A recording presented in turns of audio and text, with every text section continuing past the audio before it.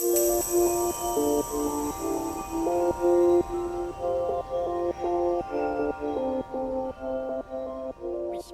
Aujourd'hui, c'est le mass media qui est le plus puissant, un des plus puissants pour générer du drive to store. Aujourd'hui, on envoie des centaines de millions de catalogues sur l'ensemble de nos enseignes, les hypermarchés, les supermarchés et le format de proximité Carrefour Contact.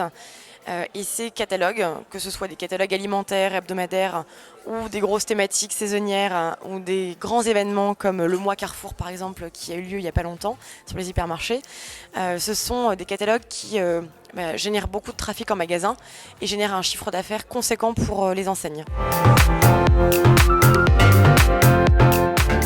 Alors ça fait un moment que Carrefour réfléchit à la digitalisation de sa communication au sens large. Effectivement, ça passe par la digitalisation du catalogue. Depuis 2016 à peu près, on a un catalogue digital qui est quand même assez poussé, où on émule la version papier en version digitale et on l'a rendu marchande l'an dernier.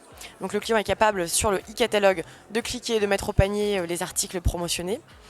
On a depuis juin un dispositif digital extrêmement puissant où on reprend finalement ce e-catalogue et on le médiatise. On le médiatise avec différents formats. Des formats sur les réseaux sociaux, où on s'appuie sur les forces des collection ads de Facebook par exemple.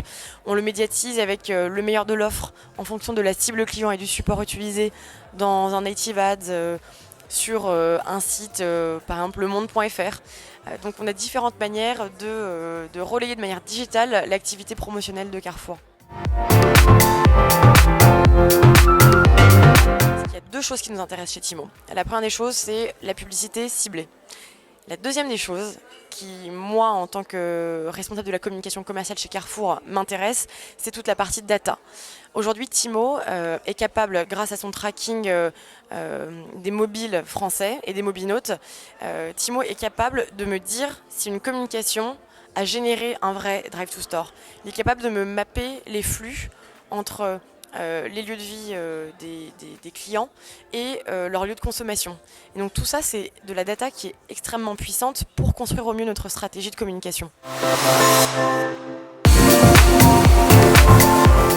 Alors le digital prend de plus en plus de place en termes de poids dans nos coûts marketing et dans notre visibilité extérieure. De là à dire qu'il supplantera tout, je ne sais pas. Je ne peux pas prévenir l'avenir. En revanche, il continuera à augmenter très fortement dans la quote-part. On est parti, par exemple, chez Carrefour et puis même sur le marché, d'une situation où le digital était vraiment inférieur en termes de quote-part et d'investissement. Il a très fortement augmenté, notamment sur le marketing local. Et il n'évoque qu'à augmenter en utilisant du coup la complémentarité des médias, puisqu'il ne faut pas opposer un média traditionnel comme le catalogue papier, la télé, la radio, avec le digital. Tout ça est complémentaire et le vrai enjeu pour les retailers, c'est d'avoir le bon mix média.